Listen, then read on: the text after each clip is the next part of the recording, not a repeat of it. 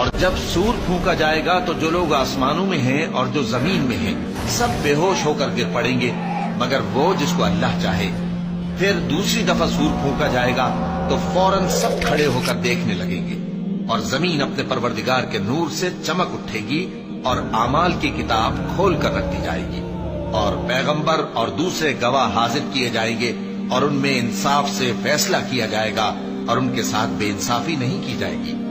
اور جس شخص نے جو عمل کیا ہوگا اس کو اس کا پورا پورا بدلہ مل جائے گا، اور جو کچھ یہ کرتے ہیں اس کو سب کی خبر ہے۔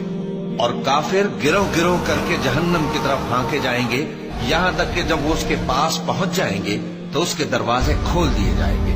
کہا جائے گا کہ دوزخ کے دروازوں میں داخل ہو جاؤ، ہمیشہ اس میں رہو گے،